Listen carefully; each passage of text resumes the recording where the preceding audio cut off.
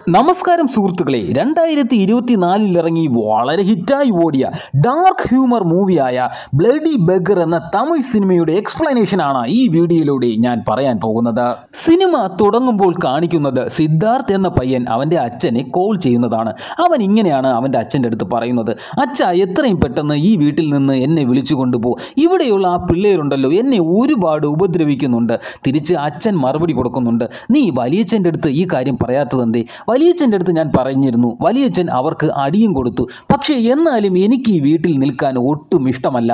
ശരി, നിന്നെ നാളെ വന്ന് വിളിച്ചുകൊണ്ട് പോകാമെന്ന് പറഞ്ഞ് അച്ഛൻ ഫോൺ കട്ട് ചെയ്യുന്നു. ഈ സമയം അവൻ്റെ റൂമിലെ വാതിലിൽ ആരോ വന്ന് മുട്ടുന്നുണ്ടായിരുന്നു. അത് തുറന്നു നോക്കിയപ്പോൾ അവിടെയുള്ള 4 പിള്ളേരായിരുന്നു. ആ 4 പേരിൽ 2 പേർ ആൺപിള്ളേരും 2 പേർ പെൺപിള്ളേരുമായിരുന്നു. അവരുടെ കയ്യിൽ ഒരു ബർത്ത്ഡേ കേക്കും ഉണ്ടായിരുന്നു. അവർ പറഞ്ഞു: സിദ്ധാർത്ഥ്, ഇന്ന് നിന്റെ ബർത്ത്ഡേ അല്ലേ? നമ്മൾ ചെയ്ത കാര്യമൊന്നും നീ മനസ്സിൽ വെക്കരുത്, ഒരു കളിയുടെ പുറത്ത് ചെയ്തതാണ്. എന്നിട്ട് അവർ ആ കേക്ക് മുറിച്ച് സിദ്ധാർത്ഥിന്റെ ബർത്ത്ഡേ ആഘോഷിക്കുകയാണ്. ഇതിനിടയിൽ ഒരാൾ ചോദിക്കുന്നു: സിദ്ധാർത്ഥ്, ഇന്ന് നിന്റെ എത്രാമത്തെ ബർത്ത്ഡേ ആണ്? സിദ്ധാർത്ഥ് പറയുന്നു: 7ാമത്തെ ബർത്ത്ഡേ. അതിലൊരാൾ പറഞ്ഞു: അപ്പോൾ 7 അടി അടിക്കണം എന്ന് പറഞ്ഞ് സിദ്ധാർത്ഥിനെ അവർ അടിക്കാൻ തുടങ്ങുകയാണ്. പതുക്കെ അടിച്ചു തുടങ്ങിയത് പിന്നീട് അടിയുടെ വെയിറ്റ് കൂടുകയാണ്. തനിക്ക് വേദനിക്കുന്നുണ്ട് എന്ന് പറഞ്ഞിട്ടും അടി അവർ നിർത്തുന്നില്ല. അവസാനം സിദ്ധാർത്ഥ് ബോധരഹിതനാവുന്നു. അവൻ മരണപ്പെടുന്നു. ഇനിയാണ് സിനിമയിൽ ഹീറോയെ കാണിക്കുന്നത്. ഹീറോ ഒരു ഭിക്ഷക്കാരനാണ്. ട്രാഫിക് ബ്ലോക്കുകളുടെ ഇടയിലൂടെ വീലുകൾ പതിപ്പിച്ച ഒരു പലവയിൽ 2 കാലുകളില്ലാത്ത ഭിക്ഷക്കാരനായ ഹീറോ ഒരു ഓട്ടോറിക്ഷക്കാരൻ്റെ അടുത്ത് ഭിക്ഷ യാചിക്കുകയാണ്. ആ ഓട്ടോറിക്ഷക്കാരൻ തിരിച്ചു പറഞ്ഞു: ഞാൻ രാവിലെ മുതൽ ഓട്ടയുമായി ഇങ്ങനെ കറങ്ങുകയാണ്. എനിക്ക് ഒരു ഓട്ടം പോലും ഇതുവരെ കിട്ടിയിട്ടില്ല. എൻ്റെ കയ്യിൽ നിനക്ക് തരാൻ പൈസ ഒന്നുമില്ല. ഇത് കേട്ട് ആ ഭിക്ഷക്കാരൻ ആ ഓട്ടോറിക്ഷക്കാരനെ അടിമുടി ഒന്ന് നോക്കിയിട്ട് പറഞ്ഞു: കാലുകൾ ഉണ്ടായിരുന്നെങ്കിൽ ഞാനും നിങ്ങളെപ്പോലെ ഓട്ടോ ഓടിച്ചേനെ. ഇത് കേട്ട് മനസ്സെലിഞ്ഞ ആ ഓട്ടോറിക്ഷക്കാരൻ അയാൾക്ക് തൻ്റെ കയ്യിലുണ്ടായിരുന്ന ചെറിയൊരു തൊട്ട് ഭിക്ഷയായി കൊടുക്കുകയാണ്. ആ സമയം തന്നെ ആ ട്രാഫിക് ബ്ലോക്കിന് മുന്നിലൂടെ ഒരു മരണഘോഷയാത്ര നടന്നു പോവുകയാണ്. ആ മരണഘോഷയാത്രയിൽ ആട്ടവും പാട്ടും ബാൻഡുമേളവും എല്ലാം ഉണ്ട്. ഇത് കണ്ട നമ്മുടെ ആ ഭിക്ഷക്കാരനായ ഹീറോ ആ മരണഘോഷയാത്രയുടെ ഇടയിലേക്ക് പോവുകയാണ്. എന്നിട്ട് അവൻ്റെ ഒളിപ്പിച്ചു വച്ചിരുന്ന കാലുകൾ പുറത്തേക്കിട്ട് ഘോഷയാത്രയിലെ ബാൻഡിലെ താളത്തിനനുസരിച്ച് അവൻ തിമിർത്താടാൻ തുടങ്ങി. ഇത് കണ്ട ആ ഓട്ടോറിക്ഷക്കാരൻ കണ്ണും മെഴിച്ച് നോക്കി നിന്നു. നമ്മുടെ ഹീറോ ഇങ്ങനെയാണ് കേട്ടോ. ഒരു ദിവസം കാലില്ലാത്തവനായിട്ട് ഭിക്ഷയാചിക്കുമെങ്കിൽ മറ്റൊരു ദിവസം കൈയില്ലാത്തവനായി ഭിക്ഷയാചിക്കും. വേറൊരു ദിവസമോ കണ്ണ് കണ്ടുകൂടാത്തവനായി ഭിക്ഷയാചിക്കും. ഇങ്ങനെ പലതരത്തിലുള്ള അടവുകൾ കാണിച്ച് ഭിക്ഷയാചിച്ച് ജീവിക്കുന്നതാണ് നമ്മുടെ ഭിക്ഷക്കാരനായ ഹീറോയുടെ രീതി. ഹീറോയുടെ കൂടെ ഒരു 10 വയസ്സുകാരനായ പയ്യനും ഉണ്ട് കേട്ടോ. അവൻ ഹീറോയുടെ കൂടെയാണ് ജീവിക്കുന്നത്. ഈ പയ്യന് ഭിക്ഷയാചിച്ച് ജീവിക്കുന്നതൊന്നും ഇഷ്ടമല്ല. അവൻ ചെറിയ ചെറിയ ബുക്കുകളും പേനകളും ഒക്കെ വഴിയോരങ്ങളിൽ വിറ്റാണ് അവൻ്റെ ജീവിത മാർഗത്തിനുള്ള വഴി കണ്ടുപിടിക്കുന്നത്. അങ്ങനെ ഒരു ദിവസം ഈ ഭിക്ഷക്കാരനായ ഹീറോ ഒരു പിസ്സ ഓർഡർ ചെയ്ത് തന്നെത്താനെ കഴിച്ചുകൊണ്ടിരിക്കുകയായിരുന്നു. ഇത് തൊട്ടടുത്തിരുന്ന് പുളിസാദം കഴിച്ചുകൊണ്ടിരിക്കുന്ന ഈ പയ്യൻ കാണുകയാണ്. അവൻ പറഞ്ഞു: പുളിസാദം നല്ല ടേസ്റ്റ് ഉണ്ട് കേട്ടോ, വേണമോ എന്ന് ചോദിക്കുന്നു. പിസ്സ ശകലം കിട്ടാൻ വേണ്ടിയാണ് ഇവൻ ഇങ്ങനെ ചോദിച്ചത്. എന്നാൽ നമ്മുടെ ഹീറോ ഉണ്ടല്ലോ, പിസ്സ ശകലം പോലും കൊടുത്തുമില്ല. പുളിസാദം നല്ല ടേസ്റ്റ് അല്ലേ, നീ അത് മുഴുവനും കഴിച്ചോ എന്ന് പറയുകയും ചെയ്തു. ഇതുപോലെ ഈ പയ്യൻ എന്തെങ്കിലും കാര്യം ഈ ഹീറോയുടെ അടുത്ത് ചോദിക്കുമ്പോൾ ഹീറോ പഴയ പഴം പുരാണം അങ്ങ് എടുത്തിടാൻ തുടങ്ങും. നിന്നെ എനിക്ക് റോട്ടിൽ നിന്നാണ് കിട്ടിയത്, നിനക്ക് അച്ഛനും അമ്മയും ഇല്ല, നിനക്കൊടുക്കാൻ തുണി വാങ്ങിച്ചു തന്നു, മറ്റു പിള്ളേരെ പോലെ സ്കൂളിൽ പോകണമെന്ന് പറഞ്ഞപ്പോൾ ഞാൻ സ്കൂളിൽ കൊണ്ടാക്കി, എന്നിട്ട് നീ ഇപ്പോൾ ഈ ബുക്കും പേനയും വിറ്റ് കച്ചവടവുമായിട്ട് നടക്കുന്നു എന്നൊക്കെ പറഞ്ഞ് ഈ പയ്യനെ പതുക്കെ അങ്ങ് ഒഴിവാക്കും. ഇതാണ് ഹീറോയുടെ സ്ഥിരം പരിപാടി. ഇതിനുശേഷം പിറ്റേന്ന് ഹീറോ തൻ്റെ സ്ഥിരം വേഷം കെട്ട് പരിപാടിയുമായി ഭിക്ഷയാചിക്കാൻ ഇറങ്ങുകയാണ്. പക്ഷേ അന്നത്തെ ദിവസം ഹീറോയ്ക്ക് വിചാരിച്ചതുപോലെ ഭിക്ഷയൊന്നും കിട്ടിയില്ല. പക്ഷേ നമ്മുടെ പയ്യനുണ്ടല്ലോ, അവന് വിചാരിച്ചതിനെക്കാട്ടിൽ കൂടുതൽ ബുക്കുകളും പേനകളും വിറ്റു. അവൻ്റെ കയ്യിൽ നല്ല കാശും കിട്ടി. അവൻ ഇങ്ങനെ പറഞ്ഞു: ഇന്ന് എനിക്ക് നല്ല കച്ചവടം നടന്നു, നിനക്കപ്പോൾ ഒരുപാട് ഭിക്ഷ കിട്ടിക്കാണുമല്ലോ എന്ന് പറഞ്ഞ് ഭിക്ഷക്കാരൻ്റെ പാത്രത്തിലോട്ട് നോക്കിയിരുന്നു. വെറും 1 തുട്ട് മാത്രമായിരുന്നു ആ പാത്രത്തിൽ ഉണ്ടായിരുന്നത്. അവൻ പറഞ്ഞു: ഞാൻ പുളിസാദം വാങ്ങി കഴിക്കാൻ പോവുകയാണ്, നിനക്ക് പുളിസാദം ഒന്നും വേണ്ടല്ലോ, നീ പിസ്സയല്ലേ കഴിക്കുള്ളൂ. എന്നിട്ട് ആ പയ്യൻ മനസ്സിൽ വിചാരിക്കുന്നു: ഇന്നലെ അവൻ എനിക്കൊന്നും തന്നില്ല, ദൈവമായിട്ടാണ് അവൻ ഇന്ന് ഒന്നും കൊടുക്കാത്തത് എന്ന്. പക്ഷേ അവിടെ ഒരു വണ്ടി വന്ന് നിൽക്കുകയാണ്. ആ വണ്ടിയിൽ ഉണ്ടായിരുന്ന ആൾക്കാർ ഇങ്ങനെയാണ് പറയുന്നത്: ചന്ദ്രബോസ് എന്ന് പറയുന്ന ഒരു വലിയ നടൻ ഉണ്ടായിരുന്നു, അയാൾ ഈ അടുത്ത കാലത്താണ് മരിച്ചുപോയത്. അയാളുടെ ഓർമ്മയ്ക്ക് 25 ഭിക്ഷക്കാർക്ക് അന്നദാനം കൊടുക്കുന്നുണ്ട്. 24 പേരായി, ഇനി ഒരാളെ കൂടെ കിട്ടണം, നീ വരുന്നുണ്ടോ എന്ന് നമ്മുടെ ഹീറോയുടെ അടുത്ത് ചോദിക്കുന്നു. അവിടെയാണെങ്കിൽ ചിക്കനും മട്ടനുമൊക്കെ ഒരുപാട് ആഹാരമുണ്ട്. ഇത് കേട്ട പാതി കേൾക്കാത്ത പാതി ഹീറോ ആ വണ്ടിയിൽ കയറി അവരുടെ കൂടെ അങ്ങ് പോവുകയാണ്. ഹീറോ ആ അന്നദാനം കൊടുക്കുന്ന ആ വലിയ വീടിൻ്റെ മുമ്പിലെത്തുകയാണ്. ഹീറോ ആഹാരം കഴിക്കുന്നുണ്ടെങ്കിലും ഹീറോയുടെ നോട്ടം മൊത്തം കൊട്ടാരം പോലെയുള്ള ആ വീട്ടിലോട്ടായിരുന്നു. കാരണം കൊച്ചിലെ ഹീറോ ഭിക്ഷയാചിക്കാൻ തൻ്റെ കൂട്ടുകാരിയോടൊപ്പം ഈ വീടിന് മുന്നിൽ വന്ന് നിന്നിട്ട് പറയുമായിരുന്നു, എന്നായിരിക്കും നമുക്ക് ഈ വീട്ടിലൊക്കെ ഒന്ന് കയറാൻ പറ്റുക എന്ന്. ഇങ്ങനെ കുട്ടിക്കാലം മുതലെയുള്ള തൻ്റെ ആഗ്രഹം പൂർത്തീകരിക്കാൻ ഹീറോ തീരുമാനിക്കുകയാണ്. തക്കം കിട്ടിയപ്പോൾ ഹീറോ ആ വലിയ വീടിനകത്ത് കയറി പറ്റുകയാണ്. പക്ഷേ അവിടെ ഒരു അബദ്ധം പറ്റുന്നു. ആ വീട് നോക്കി നടത്തിയിരുന്ന ആൾ വീട് പുറത്തു നിന്ന് പൂട്ടിയിട്ട് അയാൾ പോവുകയാണ്. ഹീറോ മാത്രം ആ വീടിനകത്ത് ആവുകയാണ്. ഇതേ സമയം ഹീറോയുടെ കൂടെ താമസിക്കുന്ന ആ പയ്യൻ ഹീറോയെ ഫോൺ ചെയ്യുന്നു. താൻ ഈ കൊട്ടാരം പോലെയുള്ള വീടിനകത്ത് കയറിപ്പറ്റി എന്ന് ഫോണിലൂടെ ഹീറോ പയ്യൻ്റെ അടുത്ത് പറയുന്നു. എത്രയും പെട്ടെന്ന് ആ വീടിനകത്ത് നിന്ന് പുറത്തു വരാൻ പയ്യൻ ഹീറോയുടെ അടുത്ത് പറയുന്നു. എന്നാൽ ഹീറോ അതിന് തയ്യാറാവുന്നില്ല. ആരെങ്കിലും കണ്ടാൽ പ്രശ്നമാണെന്ന് പയ്യൻ പറഞ്ഞിട്ടും ഹീറോ പറയുകയാണ്, ഞാൻ ഇവിടെ എല്ലാം ഒന്ന് ചുറ്റി കണ്ടിട്ട് പതുക്കെ അങ്ങോട്ട് തിരിച്ചു വരാം, അതുവരെ നീ എന്നെ ശല്യം ചെയ്യരുത് എന്ന് പറഞ്ഞ് ഹീറോ ഫോൺ കട്ട് ചെയ്യുകയാണ്. ആ വലിയ വീടിനുള്ളിൽ വേറെ ആരും ഇല്ല എന്നാണ് ഹീറോ കരുതുന്നത്. എന്നാൽ ഹീറോ അവിടെ ഒരു പെണ്ണിനെയും ഒരു ആണിനെയും കാണാനിടയാകുന്നു. ഹീറോ കരുതുന്നത് ഇവർ രണ്ടുപേരും ഭാര്യയും ഭർത്താവും ആണെന്നാണ്. ആ ഭർത്താവിൻ്റെ മുന്നിൽ വന്നിരിക്കുന്ന ഭാര്യയോട് ഭർത്താവ് എന്തൊക്കെയോ സംസാരിക്കുന്നുണ്ട്. പക്ഷേ അത് കണ്ടപാടോ കേട്ടപാടോ ആ പെണ്ണ് നടിക്കുന്നേയില്ല. ഇത് കണ്ട് ഹീറോ വിചാരിക്കുന്നത് ഭാര്യയ്ക്കും ഭർത്താവിനും ഇടയിലുള്ള എന്തെങ്കിലും വഴക്കായിരിക്കാം എന്നാണ്. ഈ രണ്ടുപേരുടെയും കണ്ണു വെട്ടിച്ച് ആ വലിയ വീടിനുള്ളിൽ ഹീറോ എല്ലായിടത്തും കറങ്ങുന്നുണ്ട്. അവിടെയുള്ള ഒരു വലിയ റൂമിനകത്ത് ഹീറോ സുഖമായി കിടന്ന് ഉറങ്ങുന്നു. അവിടെയുള്ള ഫ്രിഡ്ജിൽ നിന്ന് ആഹാരം എടുത്ത് കഴിക്കുന്നു. അവിടെയുള്ള ബാത്ത് ടപ്പിൽ കിടന്ന് കുളിക്കുന്നു. അങ്ങനെയുള്ള പല കാര്യങ്ങളും ഹീറോ ചെയ്യുന്നുണ്ട്. അങ്ങനെ ഹീറോ അവിടെ അടച്ചിട്ടിരിക്കുന്ന ഒരു റൂമിലെ വാതിലിനിടയിലൂടെ നോക്കുമ്പോൾ ഒരു കാഴ്ച കാണുകയാണ്. അവിടെയുള്ള സ്ത്രീ ആ ഭർത്താവാണെന്ന് വിചാരിച്ച അയാളെ കൊന്നിട്ടിരിക്കുന്നു. ഇത് കണ്ട് ഹീറോ ഞെട്ടിത്തിരിഞ്ഞ് തൻ്റെ പുറകിലോട്ട് നോക്കുമ്പോഴോ ആ മരിച്ചു കിടക്കുന്ന ആൾ തൻ്റെ പുറകിൽ നിൽക്കുന്നു. ഇത് കണ്ട് ഞെട്ടി വിളിച്ച ഹീറോയോട് അയാൾ ചോദിക്കുകയാണ്, ഞാൻ സംസാരിക്കുന്നത് നിനക്ക് കേൾക്കാൻ കഴിയുന്നുണ്ടോ, എന്നെ നിനക്ക് കാണാൻ കഴിയുന്നുണ്ടോ എന്ന്. അതായത് ഇയാൾ യഥാർത്ഥത്തിൽ ഒരു പ്രേതമാണ്. ഈ പ്രേതത്തിനെയാണ് ഹീറോ ആദ്യമേ കണ്ടുകൊണ്ടിരുന്നത്. ഹീറോ ഈ വലിയ വീടിനകത്ത് കയറുന്നതിന് മുമ്പ് തന്നെ ഹീറോ ഭർത്താവെന്ന് വിചാരിച്ച ആളില്ലേ, അയാൾ നേരത്തെ കൊല്ലപ്പെട്ടിരുന്നു. ഈ സമയം ഹീറോയുടെ വിളി കേട്ട് ആ റൂമിനകത്തുണ്ടായിരുന്ന പെണ്ണ് പുറത്തേക്ക് വരികയാണ്. ഹീറോ അവളെ കണ്ട് ഓടുകയാണ്. ഓടി ഒരു കോണിപ്പടി കയറിയപ്പോൾ അവിടെ നിന്നും കാല് തട്ടി വീണ് ഹീറോയുടെ ബോധം പോവുകയാണ്. ആ വലിയ വീട്ടിലുണ്ടായിരുന്ന അവൾ ഉടനെ തന്നെ അവളുടെ വക്കീലിനെ വിളിച്ചു വരുത്തുകയാണ്. അവിടേക്ക് വന്ന വക്കീലിൻ്റെ അടുത്ത് അവൾ ചോദിക്കുകയാണ്, നിങ്ങൾക്ക് ആളെ കിട്ടിയോ? ഇല്ല, ആളെ ഒപ്പിച്ചുകൊണ്ടിരിക്കുന്ന സമയത്താണ് നിങ്ങളുടെ കോൾ വന്നത്, പിന്നെ ഞാൻ നേരെ ഇഞ്ഞു വന്നു. ആ വക്കീൽ ബോധം കെട്ട് കിടക്കുന്ന ഹീറോയെ നോക്കിയിട്ട് പറയുന്നു, ഏതോ ഭിക്ഷക്കാരനാണെന്നാണ് തോന്നുന്നത്. ഇനിയിപ്പോൾ ഒരു കാര്യം ചെയ്യാം, നമുക്ക് യവനെ വച്ചങ്ങ് അഡ്ജസ്റ്റ് ചെയ്യാം. ഈ സമയം ഹീറോയ്ക്ക് ബോധം വരികയാണ്. ഹീറോ കെഞ്ചുകയാണ്, തന്നെ വെറുതെ വിടണം, താൻ കണ്ടതൊന്നും പുറത്ത് പറയുകയില്ല, താനൊരു വെറും ഭിക്ഷക്കാരനല്ലേ, ആരെടുത്ത് പറഞ്ഞാലും ആരും വിശ്വസിക്കില്ല. ഉടനെ തന്നെ ആ വക്കീൽ പറയുകയാണ്, നിന്നെ വെറുതെ വിടണമെങ്കിൽ നീ നമ്മൾ പറയുന്നത് പോലെ അഭിനയിക്കണം, അഭിനയിച്ചാൽ നിന്നെ വെറുതെ വിടും. വക്കീൽ തുടരുകയാണ്, ഈ ഫോട്ടോയിൽ കാണുന്ന ആളാണ് മഹാനടികൻ ചന്ദ്രബോസ്. അയാൾക്ക് ഒരു മോളും ഒരു പേരക്കുട്ടിയുമുണ്ട്. ഇത് മാത്രമല്ല, അയാൾക്ക് രഹസ്യബന്ധത്തിൽ ഒരു മോനുണ്ട്. അവൻ ജനിച്ച പാടെ അവനെ അയാൾ ഒരു അനാഥാലയത്തിൽ കൊണ്ടാക്കി. ഇപ്പോഴുള്ള പ്രശ്നം എന്താണെന്ന് വെച്ച് കഴിഞ്ഞാൽ അയാൾ മരിച്ചതിന് ശേഷമുള്ള സ്വത്ത് ഭാഗം വെച്ച ആധാരം എഴുതി റെഡിയാക്കി വെച്ചിട്ടുണ്ട്. അതിൽ ഇതിൻ്റെ പാതി സ്വത്തും ആ അനാഥനായ ചെറുക്കനാണ് എഴുതി വെച്ചിരിക്കുന്നത്. നീ ആ അനാഥനായ പയ്യനായി അഭിനയിക്കണം.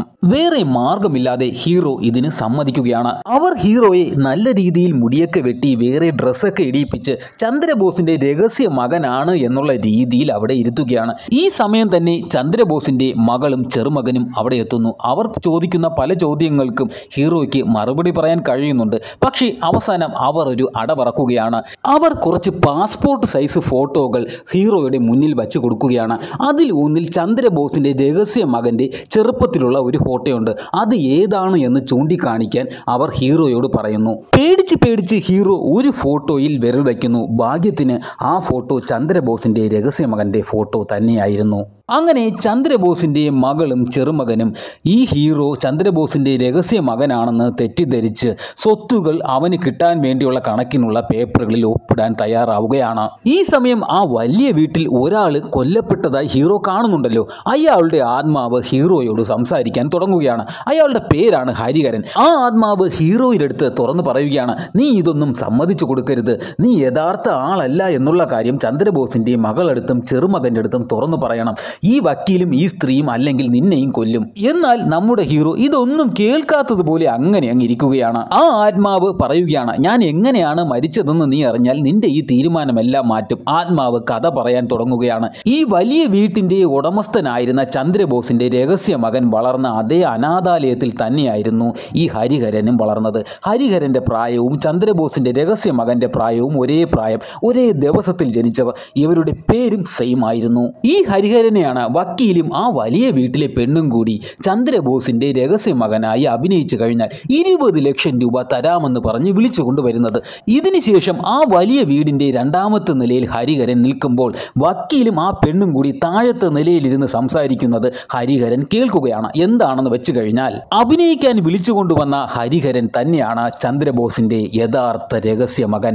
ഇത് കേട്ട ഹരിഹരൻ രണ്ടാമത്തെ നിലയിൽ നിന്ന് ദേഷ്യത്തിൽ ഇങ്ങനെ പറഞ്ഞു, എത്രയും പെട്ടെന്ന് എന്റെ കാലി പിടിച്ച് മാപ്പ് പറഞ്ഞു, എങ്കിൽ നിന്നെയൊക്കെ രണ്ടെണ്ണത്തിനെ ഞാൻ വെറുതെ വിടാം. ഇത് കേട്ട വക്കീൽ ഇങ്ങനെ പറയുകയാണ്, സാർ ഞാൻ ദാ വരുന്നു സാർ, കാലി പിടിച്ച് മാപ്പ് പറയാൻ വേണ്ടി എന്ന് പറഞ്ഞുകൊണ്ട് നേരെ ഹരിഹരൻ നിന്ന രണ്ടാമത്തെ നിലയിലേക്ക് എത്തിയിട്ട് ഹരിഹരന്റെ കാലി പിടിച്ച് അവിടെ നിന്ന് താഴേക്കിട്ട് ഹരിഹരനെ കൊല്ലുകയാണ്. ഇതുപോലെ നിന്നെയും കൊല്ലുമെന്ന് ഹീറോയോട് ഹരിഹരന്റെ ആത്മാവ് പറയുകയാണ്. നിനക്ക് രക്ഷപ്പെടണമെങ്കിൽ നീ ചന്ദ്രബോസിന്റെ യഥാർത്ഥ മകനല്ല എന്ന് തുറന്നു പറയാൻ ആത്മാവ് ഹീറോയെ പ്രേരിപ്പിക്കുകയാണ്. അപകടം മനസ്സിലാക്കിയ ഹീറോ സത്യം തുറന്നു പറയുകയാണ്, ഞാൻ ചന്ദ്രബോസിന്റെ മകനല്ല, ഈ വക്കീലും പെണ്ണും കൂടി നിങ്ങളെ പറ്റിക്കുകയാണ് എന്ന്. ഇത് കേട്ടപാടെ ചന്ദ്രബോസിന്റെ ചെറുമകനുണ്ടല്ലോ ഹീറോയുടെ നെഞ്ചിൽ ഒരു ചവിട്ടങ്ങ് ചവിട്ടി കൊടുക്കുകയാണ്. എന്താണെന്ന് വെച്ച് കഴിഞ്ഞാൽ ഇവർ എല്ലാവരും ഒരു ടീമായിരുന്നു. ഹീറോ ചന്ദ്രബോസിന്റെ രഹസ്യ മകനായി കറക്റ്റായിട്ട് തന്നെ അഭിനയിക്കുമോ എന്ന് ഇവർ പരീക്ഷിച്ചു നോക്കുകയായിരുന്നു. ആ പരീക്ഷണത്തിൽ അവർ പരാജയപ്പെട്ടു. ഈ സമയം അവിടെയുള്ള വക്കീൽ ഒരു രഹസ്യവും കൂടി ഹീറോയോട് തുറന്നു പറയുകയാണ്. ചന്ദ്രബോസിന് ഒരു മോളും ഒരു ചെറുമോനും എന്നാണ് അയാൾ ആദ്യം പറഞ്ഞിരുന്നത്. യഥാർത്ഥത്തിൽ ചന്ദ്രബോസിന് 4 മക്കളാണുള്ളത്, 2 പെണ്ണും 2 ആണും. ഇത് ആരാണെന്നറിയാമോ? സിനിമയുടെ തുടക്കത്തിൽ 4 പിള്ളേരെ കാണിച്ചില്ലേ, അവർ തന്നെയാണ് ഈ 4 പേർ. ചന്ദ്രബോസിന്റെ സ്വത്തിന്റെ പാതി ഈ രഹസ്യ മകനുള്ളതാണല്ലോ. സ്വത്ത് ഭാഗം വയ്ക്കുമ്പോൾ സ്വത്തിന്റെ പാതി 4 മക്കൾക്കായി ഭാഗം വെച്ച് കഴിഞ്ഞാൽ ആ പാതിയിൽ ഒന്നും കിട്ടാൻ പോകുന്നില്ല എന്നുള്ള കാര്യം മന്ദാകിനി എന്ന ചന്ദ്രബോസിന്റെ മൂത്ത മകൾക്ക് അറിയാമായിരുന്നു. അതുകൊണ്ട് തന്നെ ചന്ദ്രബോസിന്റെ ബാക്കി പാതി സ്വത്തിന് അർഹനായ രഹസ്യ മകന് പകരം മറ്റൊരാളെ രഹസ്യ മകനാണെന്ന് പറഞ്ഞു കൊണ്ടുവന്ന് അവന്റെ സ്വത്ത് അടിച്ചെടുക്കാനായിരുന്നു മന്ദാകിനിയുടെയും 2 മക്കളുടെയും പരിപാടി. ഇവർ ഹീറോയുടെ അടുത്ത് പറയുകയാണ്, ചന്ദ്രബോസിന്റെ മറ്റു മക്കൾ ഇപ്പോൾ എത്തും വസ്തുവിൻ്റെ കാര്യം ചർച്ച ചെയ്യാൻ വേണ്ടി. നീ ഇവിടെ ചന്ദ്രബോസിന്റെ രഹസ്യ മകനായിട്ട് തന്നെ ഇരിക്കണമെന്ന് പറഞ്ഞ് ഹീറോയെ ഒരിടത്ത് പിടിച്ചിരുത്തുന്നു.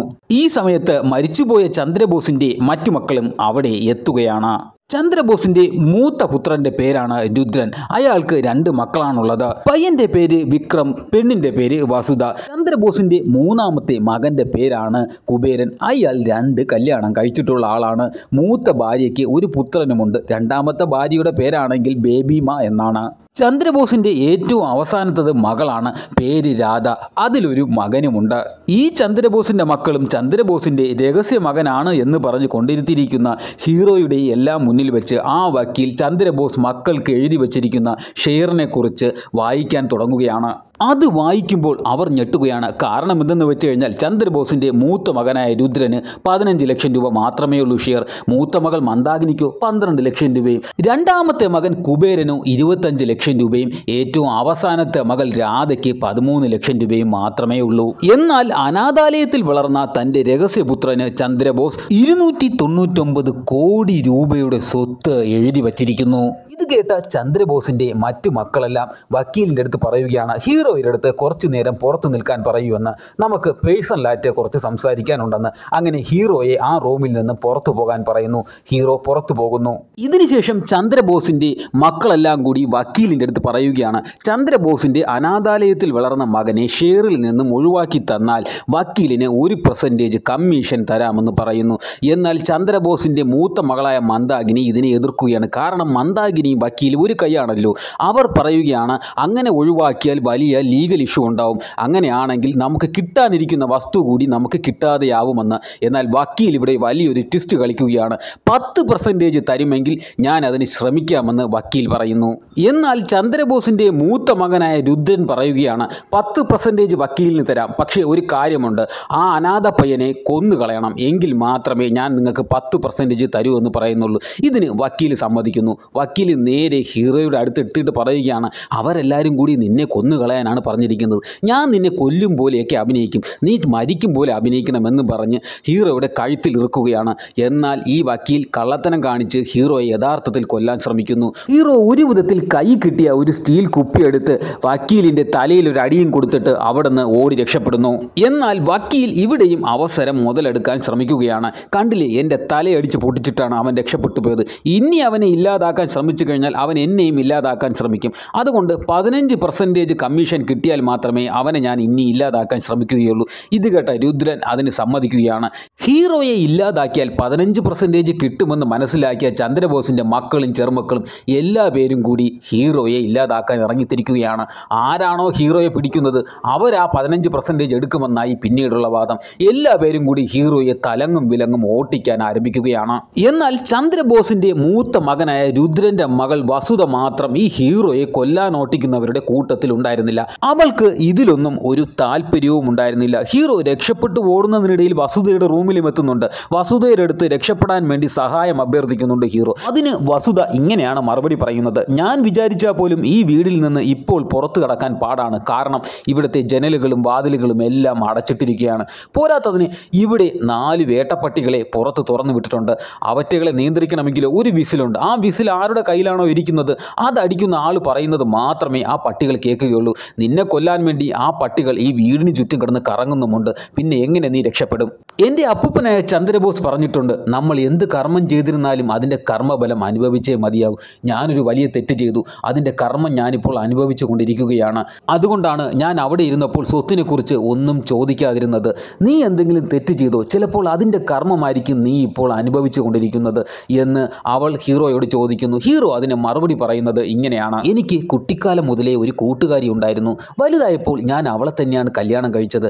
നമുക്ക് ഒരു കൊച്ചും ജനിച്ചു. പക്ഷേ ഒരു ആക്സിഡൻറ്റിൽ അവൾ മരിച്ചുപോയി. അതിനുശേഷം എൻ്റെ മകൻ എൻ്റെ കൂടെ തന്നെയുണ്ട്. പക്ഷേ ഇന്നേ വരെ അവൻ അറിഞ്ഞുകൂടാ ഞാനാണ് അവൻ്റെ അച്ഛനെന്ന്. അവൻ വിചാരിച്ചിരിക്കുന്നത് ഞാൻ വേറെ ആരോ ആണെന്നാണ്. എൻ്റെ ഭാര്യ മരിച്ചപ്പോൾ ഒരുപാട് വേദന സഹിച്ചവനാണ് ഞാൻ. ഇന്നല്ലെങ്കിൽ നാളെ ഞാനും മരിക്കും. അന്നവൻ ഞാൻ അനുഭവിച്ച വേദന ഒരിക്കലും അനുഭവിക്കാൻ പാടില്ല. അതിനു വേണ്ടിയാണ് ഞാൻ അങ്ങനെയെല്ലാം ചെയ്തത്. ഇതിൽ നിന്ന് മനസ്സിലാവാൻ കഴിയുന്നത് ഹീറോയുടെ കൂടെ ഒരു 10 വയസ്സുള്ള ചെറുക്കനുണ്ടല്ലോ, അത് വേറെ ആരുമല്ല, ഹീറോയുടെ മകൻ തന്നെയാണ് എന്ന്. ഈ സമയം ഹീറോ കരയുകയാണ്. തൻ്റെ മകനെ കാണണമെന്നും തന്നെ ഇവിടെ നിന്ന് രക്ഷിക്കണമെന്നും വസുധയുടെ അടുത്ത് ഹീറോ കെഞ്ചുകയാണ്. വസുധ അതിന് സമ്മതിക്കുന്നു.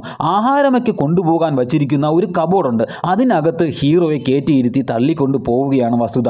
എന്തിനാണെന്ന് വെച്ച് കഴിഞ്ഞാൽ ഈ വസുധയുടെ മുത്തച്ഛന് ഒരു പഴയ കാറുണ്ടായിരുന്നു. ആ കാറിനകത്ത് എങ്ങനെയെങ്കിലും ഹീറോയെ കയറ്റി ഈ വീടിൽ നിന്ന് രക്ഷപ്പെടുത്തണം. അതിനായി വസുധ ഹീറോയെ കയറ്റിക്കൊണ്ടുവന്ന കബോർഡ് ഒരിടത്ത് നിർത്തിയിട്ട് ഹാളിലുണ്ടായിരുന്ന ഒരു വലിയ ഫാൻസി ലൈറ്റ് പൊട്ടിച്ചിട്ട് അതിൻ്റെ ശബ്ദം കേൾക്കുമ്പോൾ ആൾക്കാരെല്ലാം അവിടെ എത്തുന്ന സമയം നോക്കി ഹീറോയെ കാറിൻ്റെ അടുത്തേക്ക് കൊണ്ടുപോകാനായിരുന്നു പ്ലാൻ. എന്നാൽ വസുധ ആ ലൈറ്റ് പൊട്ടിക്കുന്നതിന് മുമ്പ് തന്നെ വലിയൊരു ശബ്ദം കേൾക്കുന്നു. എന്തെന്ന് വെച്ച് കഴിഞ്ഞാൽ വസുധ ആ ലൈറ്റ് പൊട്ടിക്കാൻ പോകുന്നതിന് തൊട്ടു മുമ്പ് അവിടെ മറ്റൊരു സംഭവം നടക്കുകയുണ്ടായി. മരിച്ചുപോയ ചന്ദ്രബോസിന്റെ 2ാമത്തെ മകൻ കുബേരൻ കർട്ടന് പിന്നിൽ ആരോ ഒളിച്ചിരിക്കുന്നത് കാണുന്നു. അയാൾ അത് ഹീറോ ആണെന്ന് തെറ്റിദ്ധരിച്ച് കയ്യിൽ കിട്ടിയ ജാവലിൻ എടുത്ത് ഈ കർട്ടന് പിന്നിൽ ഒളിച്ചിരുന്ന ആൾക്ക് നേരെ വലിച്ചെറിയുന്നു. അത് നേരെ ചെന്ന് ജാവലിൻ ഒളിച്ചിരുന്ന ആളുടെ ദേഹത്ത് തന്നെ കൊള്ളുകയും ചെയ്യുന്നു. പക്ഷേ ഒളിച്ചിരുന്നത് ഹീറോ ആയിരുന്നില്ല, അത് മന്ദാകിനിയുടെ മകനായിരുന്നു. അവൻ മരിച്ചിരിക്കുന്നു. ജാവലിൻ കൊണ്ടാണ് മരിച്ചതെന്നാണ് ആദ്യം അവരെല്ലാവരും വിചാരിച്ചത്. പക്ഷേ ശ്രദ്ധിച്ചു നോക്കിയപ്പോൾ അവർക്കൊരു കാര്യം മനസ്സിലായി. മന്ദാകിനിയുടെ മകൻ്റെ തല പൊട്ടി രക്തമൊലിക്കുന്നുണ്ട്. അതായത് അവനെ ആരോ നേരത്തെ അടിച്ചു കൊന്ന് ആ കർട്ടന് പിന്നിൽ വച്ചിരുന്നതാണ്. ഇത് കണ്ട ആ വക്കീൽ ഉടനെ പറയുകയാണ്, ഇത് ചെയ്തത് തീർച്ചയായും ഹീറോ തന്നെയായിരിക്കുമെന്ന്. ഇതെല്ലാം കണ്ടതിന് ശേഷം വസുധ നേരെ വന്ന് ഹീറോ ഇരിക്കുന്ന കബോർഡാണെന്ന് തെറ്റിദ്ധരിച്ച് മറ്റൊരു കബോർഡ് തള്ളിക്കൊണ്ട് പോവുകയാണ്. എന്നാൽ ഹീറോ ഇരുന്ന കബോർഡ് ഉണ്ടല്ലോ, കുബേരൻ്റെ ആദ്യത്തെ ഭാര്യയിലെ മകൻ തള്ളിക്കൊണ്ട് അവൻ്റെ റൂമിൽ കൊണ്ടുവച്ചിട്ട് ഈ ഹീറോയുടെ ദേഹത്ത് ഷോക്ക് കൊടുക്കാൻ ശ്രമിക്കുകയാണ്. കാരണം നിന്നെ ഇല്ലാതാക്കി കഴിഞ്ഞാൽ എൻ്റെ അമ്മയ്ക്ക് ഒരുപാട് പണവും കിട്ടും, സമാധാനവും കിട്ടും എന്ന് പറഞ്ഞുകൊണ്ടാണ് ഈ ചെറുക്കൻ ഇങ്ങനെ ചെയ്യുന്നത്. ഈ സമയത്ത് തന്നെ കുബേരൻ്റെ ആദ്യ ഭാര്യയും 2ാമത്തെ ഭാര്യയും ആ റൂമിലേക്ക് എത്തിച്ചേരുകയാണ്.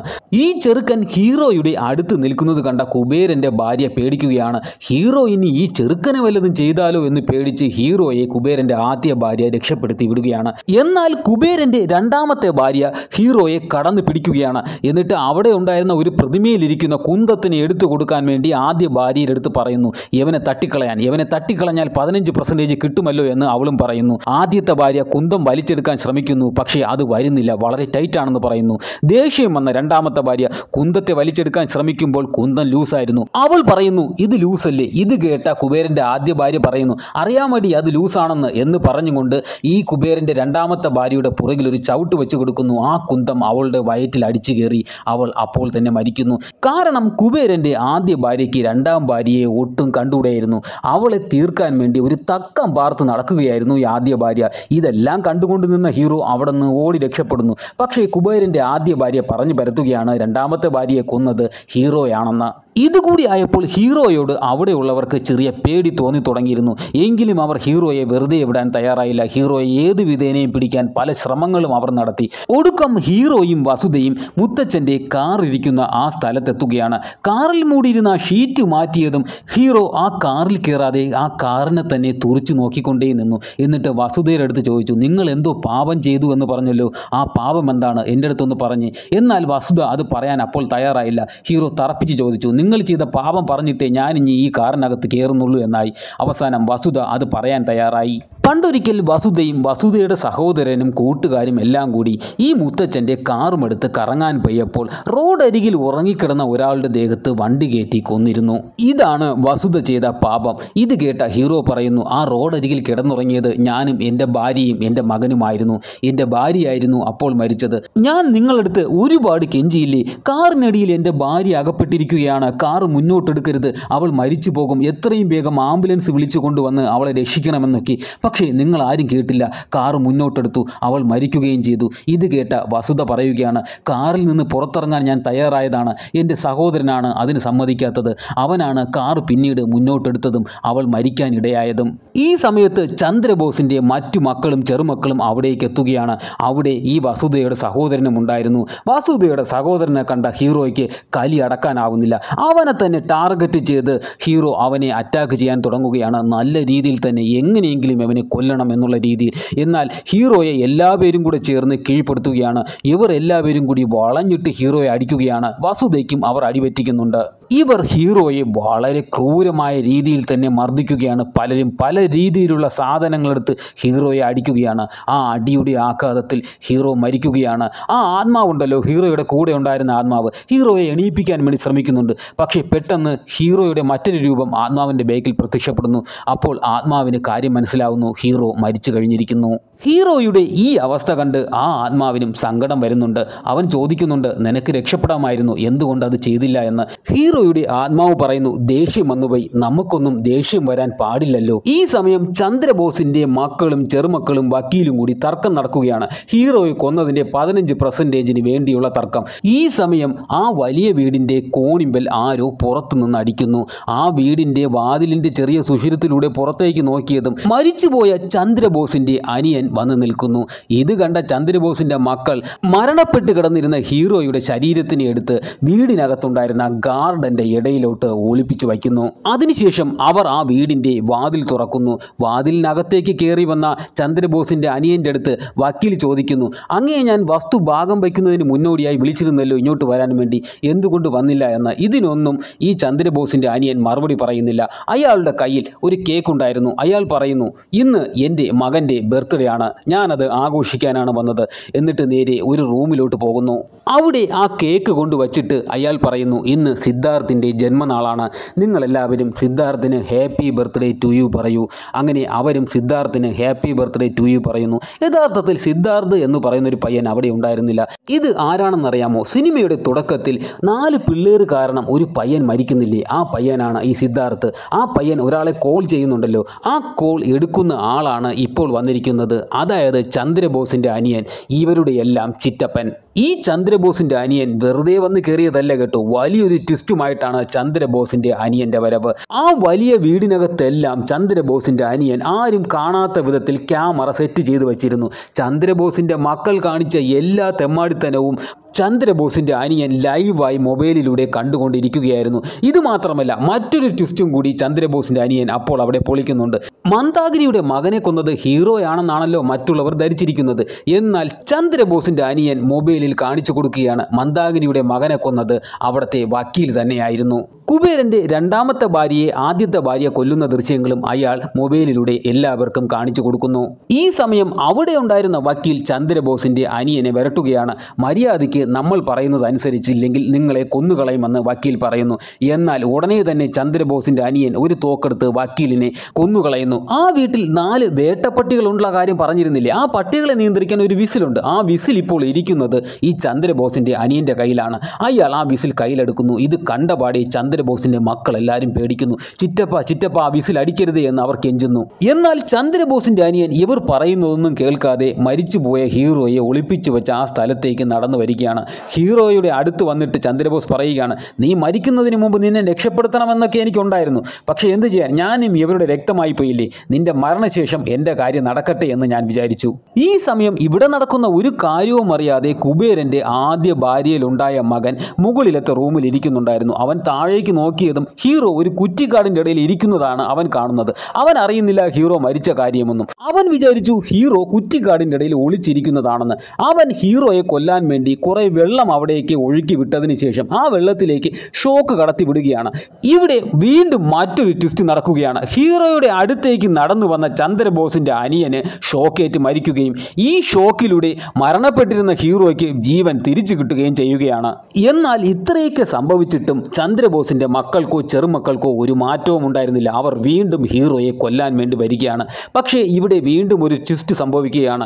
ചന്ദ്രബോസിന്റെ അനിയൻ മരിച്ചു വീണത് ഹീറോയുടെ ദേഹത്തു കൂടെയാണ്. ആ സമയത്ത് ഹീറോയ്ക്ക് ചന്ദ്രബോസിന്റെ അനിയന്റെ കയ്യിലിരുന്ന ആ പട്ടികളെ നിയന്ത്രിക്കുന്ന വിസിൽ കിട്ടിയിരുന്നു. ആ വിസിൽ വെച്ചിട്ട് ഹീറോ ഇങ്ങനെ പറയുകയാണ്, ഞാൻ ഭിക്ഷക്കാരനാണ്, പക്ഷേ എന്നെക്കാട്ടിലും കേവലമായ ഭിക്ഷക്കാരാണ് നിങ്ങൾ. പണത്തിന് വേണ്ടി എന്തും ചെയ്യാൻ മടിക്കാത്ത ഭിക്ഷക്കാർ. നിങ്ങൾക്കിവിടെ ജീവിക്കാനുള്ള അവകാശമുണ്ടെങ്കിൽ എനിക്കും ഇവിടെ ജീവിക്കാനുള്ള അവകാശമുണ്ട് എന്ന് പറഞ്ഞുകൊണ്ട് ഹീറോ ആ വിസിൽ ഊതുകയാണ്. ഉടനെ തന്നെ ആ വേട്ട പട്ടികൾ അവിടേക്ക് ഓടിയെത്തുകയും അവിടെ ഉണ്ടായിരുന്ന എല്ലാ പേരെയും പട്ടികൾ കടിച്ച് കൊല്ലാൻ തുടങ്ങുകയാണ്. വിസിൽ കയ്യിലുണ്ടായിരുന്നത് കൊണ്ട് ഹീറോയെ പട്ടികൾ ഒന്നും ചെയ്യുന്നില്ല. കാറിനുള്ളിൽ കയറിയിരുന്നത് കൊണ്ട് ഹീറോയെ രക്ഷിക്കാൻ ശ്രമിച്ച വസുദേയും രക്ഷപ്പെടുന്നു. ഇതിനുശേഷം സിനിമയിൽ കാണിക്കുന്നത് ഹീറോ ഒരു സെക്യൂരിറ്റി ഗാർഡിന്റെ വേഷമൊക്കെ ഇട്ടിരിക്കുന്നതാണ്. അതായത് ഹീറോ ഭിക്ഷ എടുക്കാൻ പോകുന്നതൊക്കെ നിർത്തിയതായിട്ടാണ് സിനിമയിൽ കാണിക്കുന്നത്. ഹീറോയുടെ കയ്യിൽ ഒരു കേക്കുണ്ട്. തൊട്ടടുത്ത് ആ പയ്യനുമുണ്ട്. അവൻ്റെ അടുത്ത് എല്ലാ കാര്യവും ഹീറോ തുറന്നു പറയുകയാണ്. ഞാൻ നിന്റെ അച്ഛനാണ്, നിന്റെ അമ്മ മരിച്ചുപോയി. അങ്ങനെ അവർ ഒരു പുതിയ ജീവിതം തുടങ്ങുന്നതായി കാണിച്ചുകൊണ്ട് സിനിമ അവസാനിക്കുന്നു. കഥ ഇഷ്ടപ്പെട്ടിട്ടുണ്ടെങ്കിൽ ലൈക്ക് അടിക്കാൻ മറക്കരുതേ.